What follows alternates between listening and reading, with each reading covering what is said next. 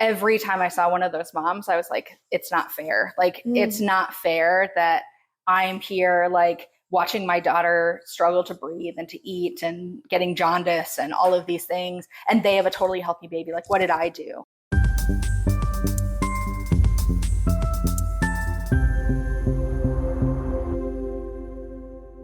Hey everyone, thanks for joining me. My name is Reesa and I'm your host.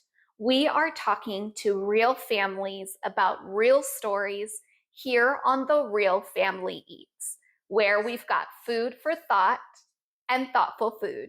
So let's eat.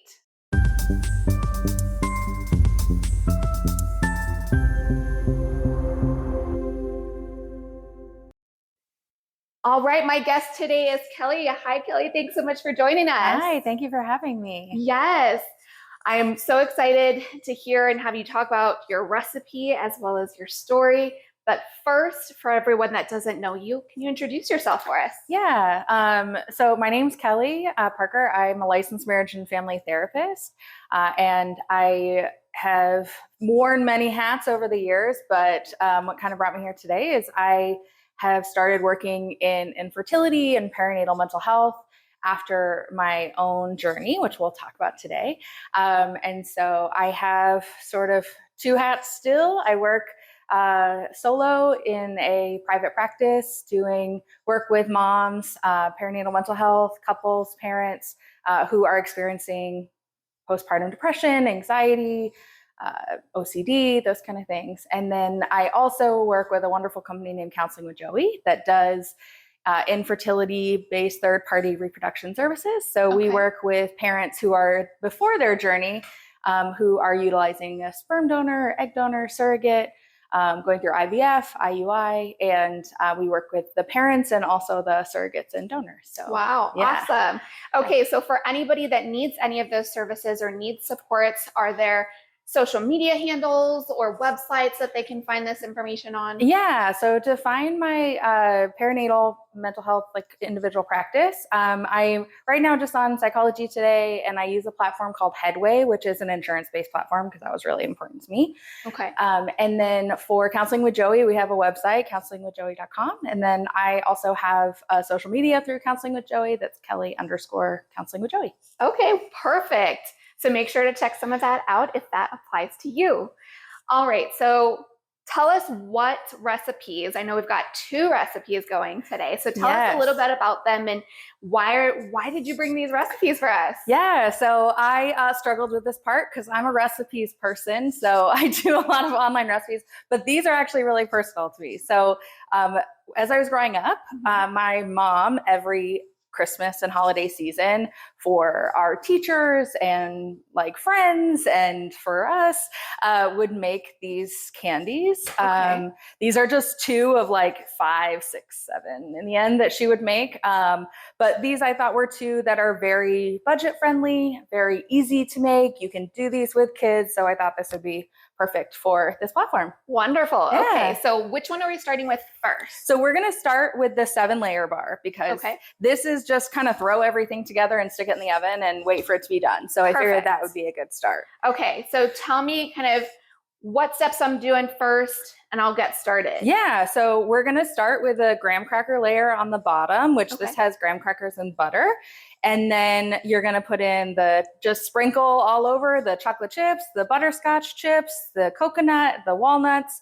And then once that's all kind of in a layer and looking like you want, you pour over the condensed milk. Okay, perfect. Yeah. So while I do that, I know you've had quite a journey. You just mentioned, even kind of alluded to it. Yeah. And so I'd love to kind of hear what led you to the passion work that you've been doing. Yeah, absolutely. So my journey started in early 2021. My now husband, we were not married at the time, but my husband and I were wanting to have a baby. And so we started on that path, and we actually had better luck than I anticipated. I have always been a somewhat anxious person, so I anticipated having a harder time getting pregnant. It was a few cycles, but nothing difficult at the beginning. Which is very different. I mean, especially with the population that you work with. Absolutely. I imagine that those folks, it doesn't quite Yes, come as easy. absolutely. So yeah, I got very, very lucky, and I recognized that even before I started working in this population. I'd had friends who'd had trouble getting pregnant, so I very much recognized that it was easier than I thought. Okay. And I always have had some kind of body issues, so I was worried I would have like all the worst symptoms of pregnancy, and I didn't experience that either, which was a big shock to me. Okay. I obviously had some symptoms. I was really tired, but overall, through most of my pregnancy, I was feeling really good, and I was very proud of my body for what it was doing. Okay. And then when I was a few months into my pregnancy, towards the end of the second trimester, we found out my dad had terminal cancer. So that really kind of was a stressor that, in hindsight, I was not dealing with as much as I should have been. Can you say a little bit more about that? Yeah. So I had sort of compartmentalized in my mind my pregnancy and my dad being sick and getting cancer. Like, I was like, well, these things aren't connected because I'm feeling really good pregnancy wise, but I wasn't really acknowledging how much stress his diagnosis was putting on our family and like my body. And I'm like absolutely not blaming that. It's just one of the things that was going on at the time. And I think in hindsight, I would tell myself to like start seeing a therapist then, because it was just something that it was just this unacknowledged stress. I really was separating them in my head. So and on top of that, I had a very, very stressful job at the time. I was working in the like government county mental health, and I was a manager position in that. So it was a lot of stress. And again, like compartmentalize that over here. So like I had work over here, I had my dad, and then I had the pregnancy. And for me, I was like, well, I feel good in the pregnancy, so none of these are related. Like they're not going to impact each other. Yeah. And my body decided different. So it was technically supposed to be my 30-week appointment, but we were a little bit behind schedule. So I was exactly 31 weeks. I went to my 31-week doctor appointment, and I had a high blood pressure reading, which was the first one. Okay. But she seemed worried. I still wasn't. I was like, oh, it's fine. Like, it's one reading. Yeah, it's the doctor. The doctor's making me nervous, whatever. Yeah. So I went home. She told me to monitor at home. I wasn't able to get a blood pressure cuff till the next day. So when I did at lunchtime, it was still high. And I was like, well, it's hot outside, and like I was working today, and I was still kind of making excuses, but I was starting to be a little nervous because it was 24 hours later and I was at home. Okay.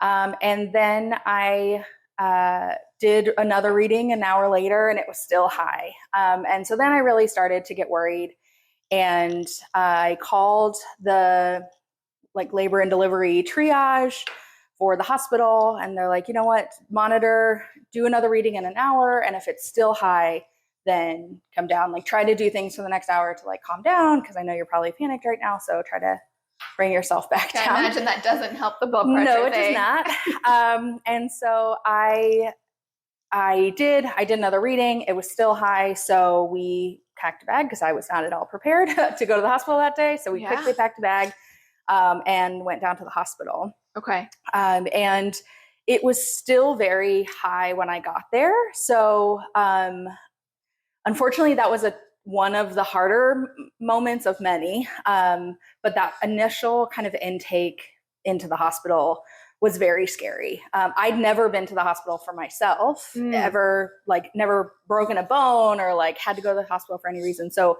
being wheeled back in triage, they had like multiple nurses in there all trying to like ask me questions and put the IV in and all of those things. And I just kind of lost it. And this really wonderful nurse kind of paused everyone and slowed everything down. But it was just sort of the start of wonderful nurses that it was stressful from sort of the get. So they checked me in, they monitored and checked my blood pressure every 15, 20 minutes all night. Wow. With no change. So no sleep. No sleep. For me, no sleep for my husband. And we just kind of were waiting. And I still in the back of my mind thought like, well, it's okay. Like I'm going to it'll calm down, and like maybe they'll give me some medication and I'll go home. Can you tell me more kind of, Yeah. because I heard you multiple times, like it sounds like you went through a couple different states of mind. You know, first I heard you mention kind of that wheeling back and some of the fear that kind of started to set in. Yeah. And then still, as you mentioned, they're checking, you know, you're admitted, they're checking your blood pressure, and you know, you kind of talked a little bit about still your brain was kind of working overtime, it sounds like, to convince you kind of, no, you know, we're all good. Can you kind of talk us through that thought process and like what was going on for you upstairs? Yeah, it was, I will say that part, other than like, I remember that panic moment where the nurse had to sort of stop everything. It's kind of a jumble and a bit of a blur, because I just remember feeling like this isn't happening, like this isn't right. Like that was a theme going on for the next week and a half, months. But it was more like I just remember sort of feeling really out of control all of a sudden. And I went from like one day being really proud of my body to like, what is happening? And that was tough. And then the other piece that really was confusing for me, and why I kept thinking like, this will be fine, I'll go back home, they're going to release me soon, is I had no other symptoms of preeclampsia other than the high blood pressure readings. Can you tell for anybody listening kind of what is that, and what are some of the signs that maybe you were saying, you know, I wasn't seeing any of these other things? Yeah, so preeclampsia is sort of the next step, not the last, most severe, but the next step with high blood pressure. So what happens with preeclampsia, typically the signs are like extreme swelling of your feet, and they kept asking me if I had headaches, obviously high blood pressure readings. And then ultimately what happened for me is I eventually had protein in my urine, which means that my kidneys were shutting down. So eventually preeclampsia leads to like organ failure, which can lead to like HELLP syndrome as well, which is even more severe. So I didn't get that far because I was still in the hospital when all of this happened. But yeah, it's pretty scary. And also in hindsight too, scary that if I hadn't gone to the doctor that day and had that high blood pressure reading and started monitoring myself, I would have had no other indication personally that I was having high blood pressure, at least at that point. Even the whole time I was in the hospital, never got the headaches or the swelling or any of it until after my daughter was born. Was it something that you were aware of that was even kind of on your radar? Not. Yes and no. They had told me at the beginning of my pregnancy, because of my weight and my family health history, that I was at risk for high blood pressure. Gotcha. But I hadn't known anyone in my family, or like at that point, I didn't know I had friends. I did, but I didn't know at the time that I had friends who had preeclampsia. So it wasn't something majorly on my radar that I felt like I needed to be hyper aware of. Got it.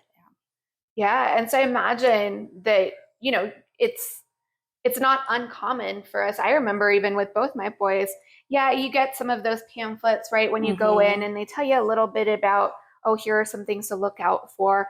But I honestly can't even remember that for my own 2 pregnancies, that, you know, people may not be aware that those are things that they need to be aware of, one, and kind of what are some of the signs like truly that they ought to be kind of looking for. And so I imagine kind of that deer in the headlights idea when this now all of a sudden kind of comes crashing to a halt in your journey. Yeah. Well, and not just that, but they kept kind of asking the same questions about the headache, the swollen feet. They kept checking my feet, and I still had none of it. So I was like, well, I must not have it that bad, because all these things I'm saying no to all the time. And then by day like 3 or 4, they had me on some medications that got my blood pressure down. So I was like, I'll be fine. And we can get to that part, but it just still didn't seem real. If I had had headaches or my feet were really swollen, I was like, oh, okay, well, all these things are asking me, that matches what like I'm feeling. So that makes sense. So it was sort of another, and I battled with this for a while after, like another way my body kind of let me down and not warning me that something was happening internally. And it really kind of made me question, like, will my body warn me if there's something wrong? Yeah. And so that was kind of a fear as well that sort of developed. Absolutely. Gosh. Okay. So I Yes. think I'm ready to go in the oven. Yes. And so we're at 350? Yes, 350 for 30 minutes. Okay. Or until it's kind of crispy looking. So we'll check it in 30. I will put it in. Okay. So what's next for us before we jump into more of the story? So this one's even easier. So we've pre-melted some white chocolate and some crunchy peanut butter. Okay. And you're going to mix the two of these together actually in that one before we pour it on the tray. So you're going to mix it and get it good and mixed so that all the chocolate's fully melted and it's all blended together. Perfect. And so then once I mix this, you're going to pour it on the sheet. Perfect. And then you're going to take the milk chocolate and just kind of drizzle it on and do whatever fun design you want in the oven. Sounds good. Yeah. All right. So tell me more as I mix these. Yeah. So once I had my initial kind of check-in, they monitored me there. They put me on magnesium, which anyone who's been on is not fun. And the intention of the magnesium was to try to bring my blood pressure down. So that's usually why people, well, at least that's what they told me. That's why people will go on magnesium. So I was on that for 24 hours. And then after the 24 hours, it was like 5 or 6 hours later, it's the middle of the night, and I was feeling some what felt like indigestion. And so I had called in my nurse and she'd given me some indigestion meds. And an hour or so later, it hadn't changed. I was still feeling some pressure on my chest. So then I told the nurse, because I was at this point, I'm any weirdness in my body, I don't know what it is. I don't trust, back to the theme, I don't trust my body anymore. Mm-hmm. So anything that feels strange, I'm just going to tell the nurse. I'm already here. So I told her, and keep in mind, this was September 2021. So still COVID protocols. Yeah. And even though I had done a COVID test the night before when I had intaked in the ER, they did full COVID space suits to come in and do a COVID test because they were worried it was some kind of indigestion or infection or something I had picked up. I did not have COVID, but it sort of led us down this rabbit hole of well, it's not this and it's not this and it's not this. And in the end, I was being monitored by a cardiologist because they were just worried about this fluid on my lungs that had developed. I've talked to people and research since. I don't know that this is a normal side effect of the magnesium for people or just something that happened to me, but it was just strange timing that I finished it. And so I don't know, but gotcha. Something medically weird happened while I was in the hospital. And so then my care, they had sort of started, they were still working on the blood pressure issue, but now I also had this added cardiologist who was coming in every 6 or so hours to check on me. And ultimately they wanted to to monitor my heart and make sure it wasn't a heart issue. So they moved me from the maternity unit because they thought I was stable enough over to the medical unit. And I was being followed for, it was 24 or 36 hours in the general medical hospital. Okay. And then they were sending over someone first it was 2 to 3 hours, and then it was 4 and then 6 to monitor the baby. Wow. And so that was much calmer actually, and a little bit easier. I wasn't hearing people have their babies next door, which was kind of a relief. What can you say more about that? So when I was checked in, I was on the labor and delivery floor. Okay. So I'm hearing people in labor through the walls, and then babies screaming that they're having their baby. And that was a different kind of trigger of, I don't want that to be happening to me. I don't want to be here at 31 weeks having my baby. Yeah. And so hearing other people who, and I don't know if they were having healthy deliveries, not, I have no idea. It's just people you hear through the walls, but it was kind of a relief to be on a medical unit where I'm this is a medical problem and my baby's not coming, so I can just hang out here. Do you think it was a little bit, not only a relief because you're not hearing other folks, but that maybe it was also for you yes, it's a medical issue we need to attend to for myself, but it's not indicative of something kind of happening with baby. Yeah, for sure. Like, I just felt better that like, okay, this isn't a baby issue anymore. This is my body's doing something weird. So maybe we'll get to go home. And that actually was the conversation. So what I thought was going to be my last day and turned out to be my daughter's birthday in the hospital, they were talking about discharging me. Really? I was going to be discharged for sure from the medical unit. And then the maternity side was coming over to check on me regularly. But that morning's urine sample is the one I had indicated my kidneys were shutting down. And I still didn't know until like 3 o'clock in the afternoon.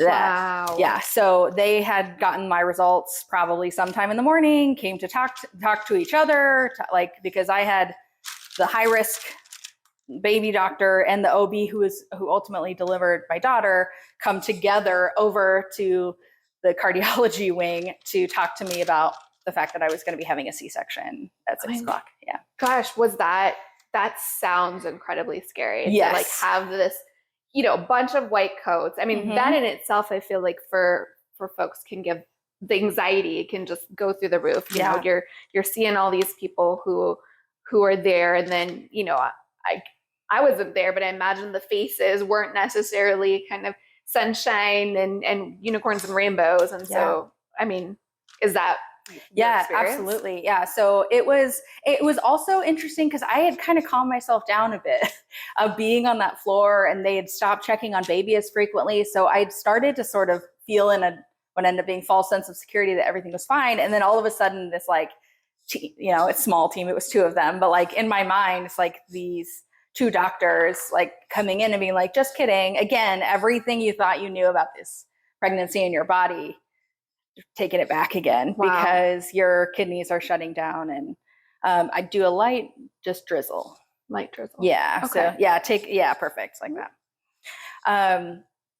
And so, yeah, it was really kind of intense. And also I think something, again, in hindsight, I asked some questions, but I was so not prepared for delivering her at 31 weeks, even with all of the scare, that like one of the things I didn't ask is why I had to have a C-section. Not that that was the worst part. I actually, before all of this happened, I anticipated I was going to need to have a C-section. Oh, did you? Yeah. My family just has a history of C-sections. So It was something that like, again, my anxious mind had been like, well, you're prepared to have a C-section. This is something that all of your family members do. And they struggled through like 24 plus hour labors before getting to a C-section. And I just saw how devastated they were. And I was like, I'm not going to let that happen to me. I'm not going to be devastated I have to have C-section. And I wasn't. I'm still not devastated I have to have C-section.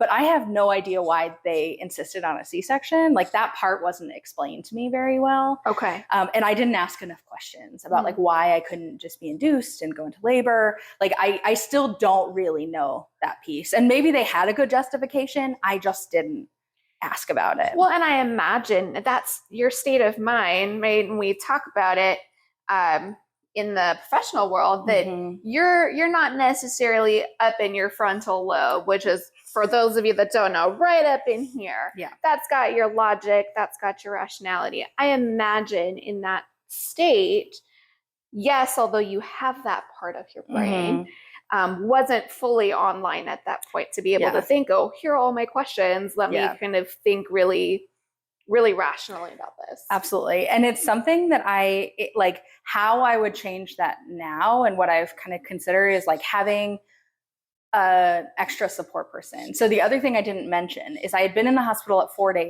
4 days at that point, and we thought I was going home. So I sent my husband home because it was a Monday to go to work, because he only had really limited like PTO and very limited. You're doing this by yourself. So I was at the hospital by myself, anticipating he was going to come after work and just pick me up to take me home. That was sort of our talked about plan when we had talked in the morning and the night before when he left. And so one thing that I didn't have was somebody else there to support and ask those questions for me when my prefrontal cortex was not working. Yeah. And so like people can now like hire doulas, like even for C-sections, you can still have a doula and you can have a postpartum doula. And like, those are things I've looked into more now too, that I would probably do differently in future pregnancies, even if it's a totally planned C-section and I get to full term and I get to a planned C-section, I still will probably have a doula who can like support me in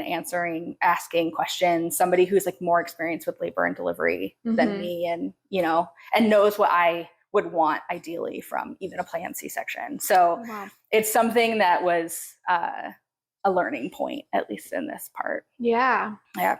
Okay. So do I put this? I would still like, then I run a knife through it and just do kind of a fun swirly bit. That's the last piece of it. Okay. And then this will go in the fridge. All right. Yeah.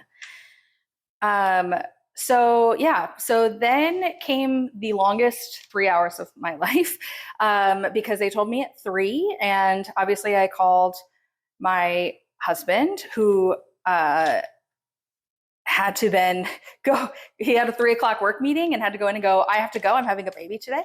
And we lived an hour from the hospital. So he, we'll get to this, but he barely made it, for 6:00. And then I called my family to tell them. And so it was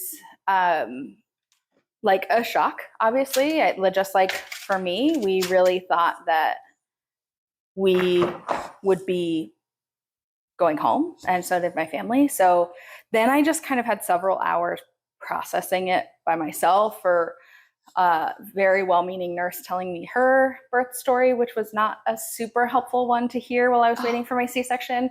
Again, I think her intention was really wonderful, but hers had ended in a hysterectomy because of bleeding, and she only had her one child. And I was like, I really am stressed enough, like in my mind. But again, this like, I'm also very much a people pleaser, so I was not going to cut off her story. But I was panicked. And so then they came and kind of wheelchaired me over back to the maternity unit. And I was back on the like sort of intake side, labor and delivery floor for about 5 minutes while they prepped me for the C-section, and while my husband got there. And then like the biggest message I kind of was telling myself over and over again as we were going into the C-section was like, this isn't right. And I just kind of kept telling myself, like, she's too early, like this isn't right, she's not going to be okay. And they'd reassured me that 31 weeks was not terrible. She had a good chance of surviving, like, and not having long-term health complications, but you don't know that. And I'd never seen other than like pictures of people online who posted their premature babies, like never seen or held a very small baby. And so I like, that was just sort of the message over and over. So I'm kind of thinking that as they wheel me into the C-section room. And then the C-section was, after she came out, was like somewhat uneventful. Again, like that was the part I was anticipating. Okay. So the C-section, while weird and like, oh, now I know what this feels like, wasn't the traumatic part for me, other than it was just happening too early in my head. I was like, this should be happening 8 weeks from now, not today. Yeah. And so then she came out screaming, which actually made me feel a little bit better, because one of the things they were worried about, they had given me a steroid shot when I first got there to help her lung development, because she was so little, in case I had to deliver early. And they told me that if I had left the hospital, they probably would have given me another 4 weeks later. We just didn't get that opportunity, but she came out yelling. So that was a relief. But then they kind of held her up to the plastic sheeting that was between us, and then she was gone. And so I didn't get any. That was the other thing in hindsight. I would ask, like, she's crying, can I just like, give her a kiss or like touch her really quickly before they take her down to the NICU? Because then she was tied to tubes, and like I couldn't hold her for another, it was like 2 days, almost 2 days. Oh, wow, gosh. So I was like, if I could, like, that is, again, even if I have another preemie, if they come out crying, I'm going to advocate, like, can I just tell her I love her before she goes downstairs? Like, that's something that, again, didn't know to ask, like didn't even think of in the moment and would do differently. But they took her down. I had my husband go down, and then the rest of the C-section was uneventful for the most part. I lost a little bit of blood, but not enough I needed any additional medical support, and then to the recovery unit. So, so I was kind of holding it together better than I anticipated initially. In the recovery, my husband was sending me pictures of her, and then he'd come up and check on me, and then he'd go back down. He was kind of going back and forth between the two of us, while I just kind of weaned off the anesthesia enough that I could. And then they rolled me downstairs, like in the hospital bed, to see her and held her. And that was the moment where everything kind of flipped for me, seeing her like in reality, hooked to everything and breathing tubes. I couldn't see her face because it was just totally covered with the CPAP, and like seeing how tiny she was in comparison to like all of our hands was the sort of switching moment for me. And when I got wheeled back up to the recovery room and I was kind of processing everything, I knew then that I was going to struggle with like postpartum depression and anxiety from this. Like, how did you know that? Like what? Like, so first and foremost, I have a history of depression and anxiety. So I knew going in that that was a risk factor for me of having depression and anxiety after pregnancy. And then this, like, in my mind, I was like, this was traumatic. Like, this is birth trauma.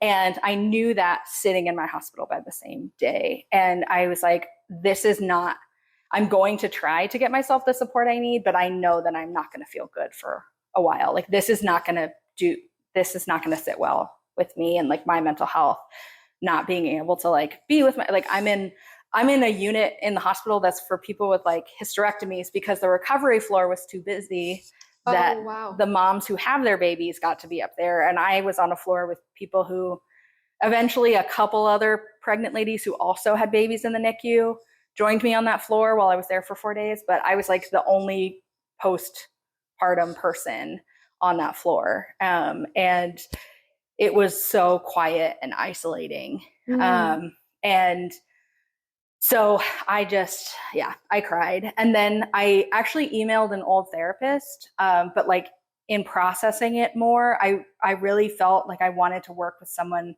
who was a mom and had experience with like maternal mental health, because I knew that was the direction I was going. Why was that important to you that it was someone who was also a mom? Because I wanted someone who could relate in the like, I mean, if they had like a birth trauma or whatever, like whatever their experience was.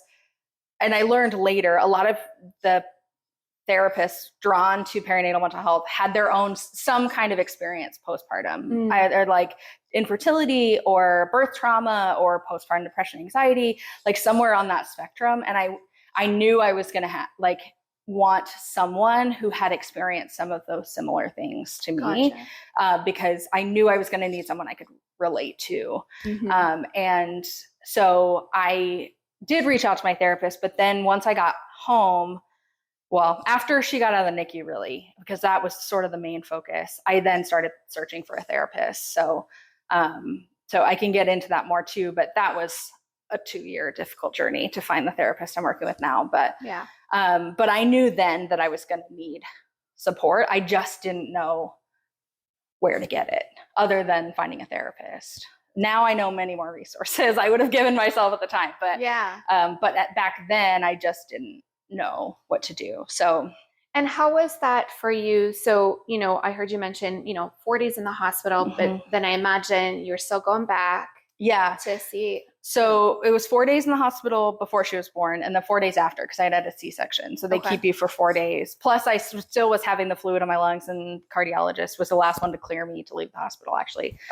So, leaving the hospital on day 4 was horrible. And driving away, especially the 4 days I was there, I would get wheeled down to the NICU for the first couple of days until I was able to walk down there by myself the last kind of day and a half. But I would see, you have to like you come out of the elevator and it's the same elevator everyone is coming out of. And I would see these moms with their babies at the exit waiting to leave. And I'd see that every time.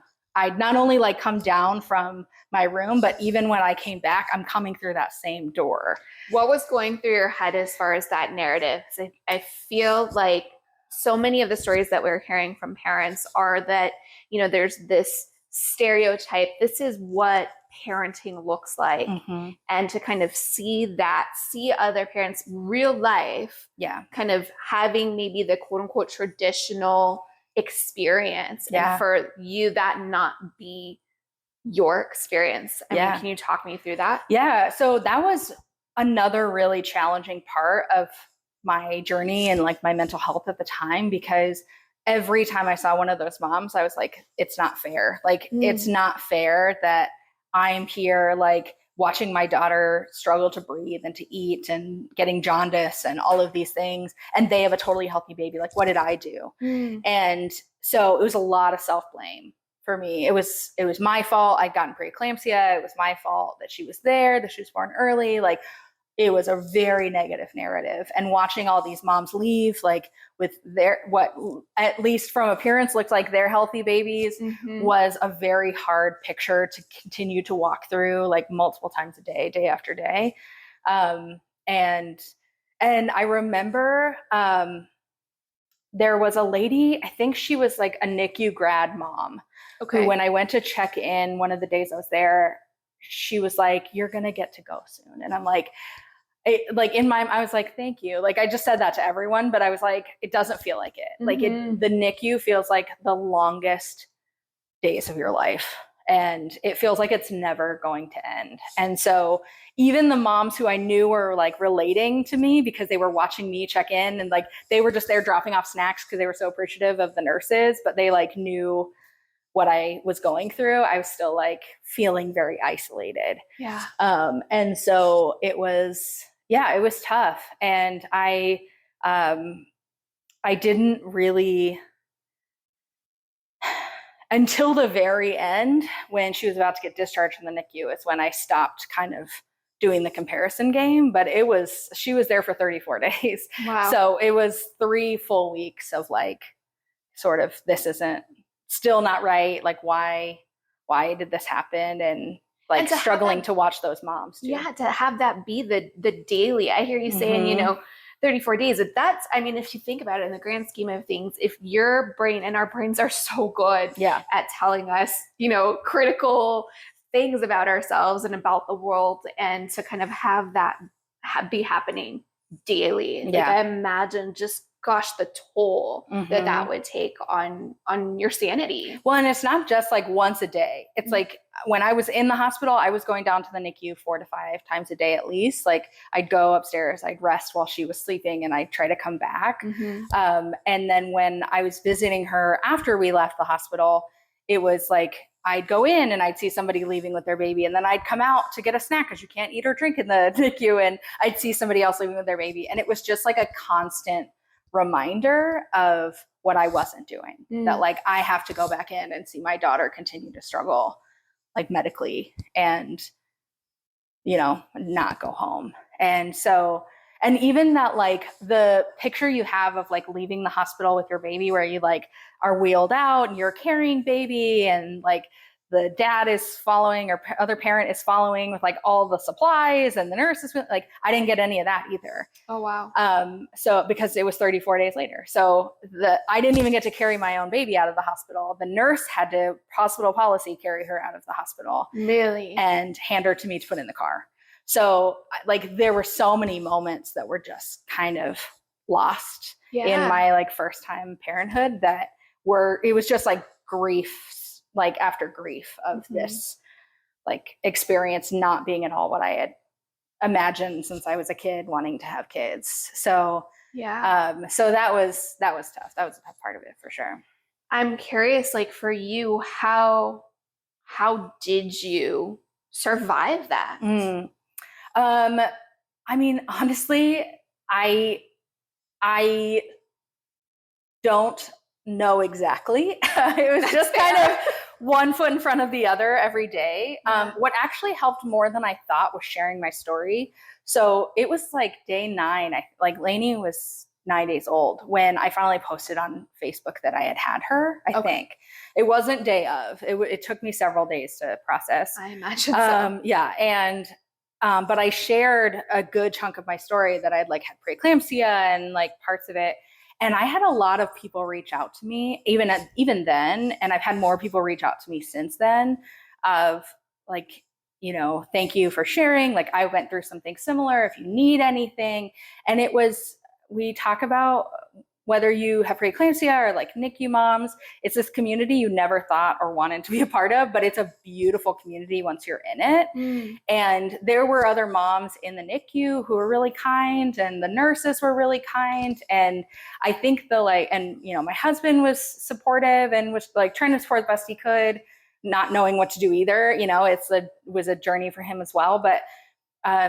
But I think it was wonderful having people in your corner. I mean, I had my mom, even though my dad was really sick, my family was in Colorado at the time, and my mom flew out to drive me to the NICU for the first 2 weeks when I wasn't allowed to drive. Even though it was an hour drive every single day, she was driving me to the hospital. Because my husband still couldn't take time off work yet because he only had 4 weeks of paternity leave, and we were going to save that for when she got home. So, which that's a whole nother issue. We're not doing that one today. Yeah, that's a whole like government policy issue we're going to talk about. Soapbox. Yeah. But yeah, so she drove me every single day. So I think it was like people supporting that was all that got me through it, because my mental health was not good. I mean, how many times I like went home after the NICU and cried, or like was crying in the NICU because I had missed being able to hold her by like 2 minutes because the nurse did it right before I came in. Like it's such a heavy experience in the NICU. And the other grief part and hard part, and part of my, I think, mental health as well, was that you don't get to be their parent. The hospital staff is their parent, and you're like a volunteer that comes in and holds them and like has to sign off documents. Like that's really how, at least for me, that's how it felt in the NICU, because they tell you when you can change them and when you can feed them and when you can do everything. And that part of like it really did affect like my bonding with my daughter, I think, at first, because not only did I not get to hold her very much, and I was towards the end, I got to start to get to know her, but I didn't get, other than being called mom when I walked into the NICU, like I didn't feel like a mom. Yeah. And I know other people can experience that too, even who don't have a NICU baby. But it's very much an environment that kind of sets you up to not feel like a mom right away. And so it was a struggle. And then it was a struggle at the end, because when she started to do better and she was off a lot of the things, I was advocating like, she's ready to go home. Like now I know her enough that like I know she's ready. And they have all these policies that I understand are in place to keep her safe. But like there was one night I stayed overnight, because that's one of the last things you do is one or both of the parents will stay in the hospital overnight, and you get like a room there to like watch her all night and make sure she doesn't have any, they call them Brady episodes, where she stops breathing especially while she's eating or sleeping. And I was laying next to her, and it's a lot of noise in the NICU, lots of noises from your room, from other rooms. But I was laying next to her, like sort of in and out of sleep. And a nurse comes in and she's like, everything okay? I'm like, yeah, it's fine. Like she's asleep. Monitor wasn't going off, nothing. And she just leaves. And the doctor comes in several hours later and says, she had a Brady episode this morning, so we have to extend 3 days before she can leave again. And I was like, what are you talking about? I've been here the whole time. And so apparently this nurse was with another kid, had seen something on the monitor that indicated she was having a Brady episode, had to log that, and that delayed our discharge by another 3 days. And we were like on the last day, like it was going to be the next day we were supposed to be discharged. So it's this constant, like and to like have that light, and it feels so close at the end of the tunnel. And then they go, no, just kidding. Yeah. It's like you're running a marathon, and they were like, just kidding. Where we had it was not the end. Like you have another 5 miles to go. And it was just over like, and it happened all the time. Like from the beginning, it was like, oh, well, we took her out we're trying to feed her bottles. Oh, but she didn't quite finish this bottle. So we have to keep the feeding tube in. Like all of it was and again, like I understand they have policies and they have things that they need to do, but like as mom who wants to take her home because it still doesn't feel right that she's here, everything just felt like another setback after setback after setback. And so, yeah, it was not something I would recommend going to the NICU. I don't know that anybody goes in and goes, like, I'm ready. This is on my birth plan. Yeah. You know? But no, it's even I've had friends who've gone for a couple days because they had a baby full term, but they had like health complications they had to be checked in on, or they swallowed fecal matter, like something else. And even their experience is very like, like more condensed. And they're like, so glad we didn't have to stay here longer, but it is a very, very intense place. And, and one of the things I wish they had had is I wish they had had therapists on staff to meet with us while our kids were in the NICU. I think they had social workers who walked around and kind of like checked in, gave resources, but it really wasn't like a therapy session unless you broke down, started crying in front of them, then they would like sit with you, but that wasn't the intention. And they ran a group, but it was like, it felt to me like a group that was added. It was when the doctors were doing their rounds to get the parents out of like parents weren't allowed to be in the room for that hour of the week. And that's what it felt like that this group was, to just get the parents out. Got it. So and so it didn't feel as supportive. It didn't feel like a supportive space. It felt like, well, you're going to have to be kicked out anyway because the doctors are doing the rounds, so you might as well join this group. And I that didn't sit well with me, and I never felt drawn to doing that. There are wonderful support groups, like Postpartum Support International has an amazing like NICU support group for parents whose kids are in the NICU or were in the NICU. So that's what I would do. That's the group I'd probably join for that hour when at whatever time they have, because it's not like a forced sort of situation. But yeah, I think that was one thing that was really missing and maybe would have helped my mental health, or like therapy resources for moms or parents as they leave the NICU. Like, here's therapists who know how to work with parents who've had a NICU experience. If you want it, like, you don't have to have it, but here's a sheet of paper. Like, they leave you with so many papers about baby. And that's something that was one of the things like postpartum. That is why I was called to working with perinatal mental health, because there's so much focus on baby and very little focus on mom or parent. Yeah. And so I'd go to the pediatrician. They're like, how are you? And I'd like do the Beck depression inventory that they give us that I've seen from grad school. And I like knew what it was. And I was still trying to answer honestly. And they're like, oh, it's like medium depression. So a lot of invalidation and kind of downplay. Yeah, like, why are you checking if you're not actually going to like talk to me about it or provide me resources? And I had to ask for resources, and then none of those resources were available. So then, like I mentioned earlier, it was a 2-year journey to finding my therapist, because I had a therapist I worked with for a few sessions I was like, at that point, I was just like, I need a therapist. She's a mom, like, good enough. And it just wasn't a fit, because she could sympathize with what I was going to, but it was so intense that I could see that, and it made her uncomfortable. And then then I'd put my therapist hat on and try to make her comfortable. And we'd talk about like my family instead or something else, but it wasn't why I was there. And then it was wait lists or they didn't take my insurance. And, so then it was that battle of like, how do I get myself the support I know I need when there's very limited resources? Absolutely. And so, yeah, that's so difficult. First, I want to check on our stuff. My fun knit. Oh, love it. My mother-in-law knit those. Okay. Might have left it a little long. We were caught up in the conversation. You want a little bit less brown, but that's okay. It'll still taste good. Still melty chocolate and butterscotch. So. All right. And then let's check on our. Yeah. So that you just want, like, it should be a solid chunk. You should be able to pick up the whole piece of it. Probably a little longer. I'll put it in the freezer. Yeah. Perfect. Yeah. My mom, we grew up in Colorado, so my mom would leave these outside in the snow when she was cooking them in the winter. Okay. So do it a little bit less. Yes. For you folks at home. 30 minutes, I think we went a little bit past the 30. Okay.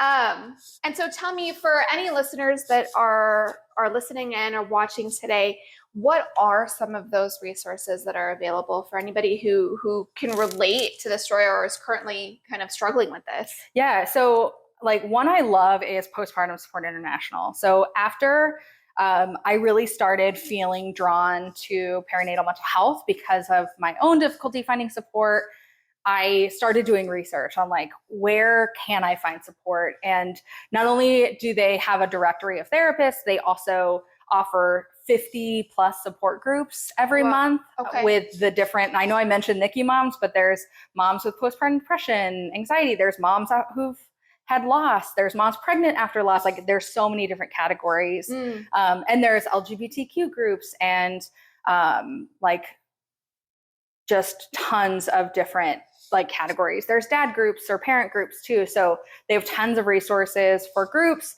They also provide like support.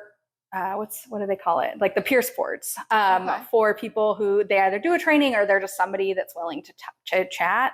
They have a hotline specifically for mom or for people experiencing postpartum that can call in if they are having difficulties. And then for therapists who are interested in this, they do like a perinatal mental health training and certificate that you can eventually do if that's something you're called to. So, great. And then also I think just for me, I searched a lot on like Psychology Today, and I ended up joining a insurance-based platform called Headway, where you can search specifically for maternal mental health and infertility as a search criteria for the therapists that take your insurance. So that was a great resource once I found that. Took a while. And then just, I think, telling people, like telling your other mom friends you're having a hard time. I think just talking about it and not isolating. I think that was one of my biggest mistakes is I was like telling people, I'm like, I'm depressed. And they're like, yeah, okay. And I was not expressing like what was actually going on. Like I was therapist hat, like labeling it. And they're like, oh, you're just being a therapist. Like it's, she's fine now. She's home, which is never say that to anyone who's having a NICU, but now like it's just not helpful. But I think just talking with and that's why sharing my story actually has been really important to me over the last few years. I've shared it through Counseling with Joey. I even share it on my like Psychology Today profile that I'm a NICU mom, and because it's important to me to know, for people to know that like if they want to share their experience, like I may not know exactly their experience, but I know some of the feelings that they're feeling and some of the things that they're going through. And I think finding other people who in my circle, and that circle extended after she was born and I shared my story, to talk about like, this is hard. And I find the more I talk about it, the more people I find that had a similar experience. Like I shared it at work and someone's like, oh yeah, my son was born 7 weeks premature and we had a NICU stay about that long. And, and so I find the more I talk about it, the more people I can find to relate to. And that helps in the healing, I think, and knowing you're not alone in your journey. And I think what you just mentioned there, knowing that you're not alone, that's been the whole mission project for this podcast, because it can be so isolating and lonely. There are so many of those Insta perfect kind of parenting stories that I think nowadays, even back, older generations, there's those TV shows, right? Of this is kind of what a parent looks like. Meet the Beavers. And to be able to kind of see those things, and you're comparing yourselves. I feel like it's a natural instinct for you to go, my story doesn't look like that. So what's wrong with me? Why am I different? And I heard you mention kind of earlier that, that narrative of it must be, I caused this. So then, I think most people's, when you feel that way, it can lead to feeling shameful. And so then you pull inwards and we don't reach out. And because not as many people, it's not the cool thing to do to kind of share your story that's outside of the unicorn and rainbows kind of mentality that it increases that loneliness and that isolation. Yeah. So. And I tell my moms I work with and parents I work with that social media can be a great thing, but it can also be a really damaging thing, because I feel like you do either see the sunshine and unicorns and rainbow story, or you see the horror stories. And I try not to be a horror story. I feel like I have a little bit. I haven't shared some of the positive stuff today, but I find that it's either one extreme or the other. And I actually, one thing that did help is I did find a preemie moms group and a pre-eclampsia group, and I see both stories. I see people who are just looking for advice, or they're sharing how long they were in and we're here for you. And, and also the people who are coming on and they're I had preeclampsia with my first delivery and I didn't for my second, it's possible. And so there's the hopeful stories that are still realistic of this, I know that you guys are worried that this is going to happen again. There's a possibility it won't happen again. And so it gives some of that hope, but you just have to approach the social media side with some caution that people are editing their story in one way or another. So absolutely. Yeah. Well, thank you so much for joining us and helping us pull back the curtain and kind of actually show us these real life stories, because they're out there. Yes. And they are not all sunshine and rainbows. I know. Because parenting is hard. Yeah. So thank you so much for being a guest on us and teaching us these recipes. Yeah, sorry I burnt our butterscotch, but it still tastes yummy. I was in the story. All right, folks. Well, thanks so much for joining us. We'll see you next time. If you or anyone that you know is struggling with any of the topics that we discussed in today's episode, make sure to check out our show notes for support and resources. You can get help. Thanks again for joining us on today's episode of The Real Family Eats. If you're a parent ready to share your real life parenting story, make sure to reach out to us in our website found in the show notes. And that goes for today's recipe, social medias, support, and resources. All of that can be found in our show notes. So make sure to check them out. And make sure to follow, share, subscribe, and stay up to date on all things The Real Family Eats. I hope you'll join us next time for more food for thought and thoughtful food. Enjoy your eats.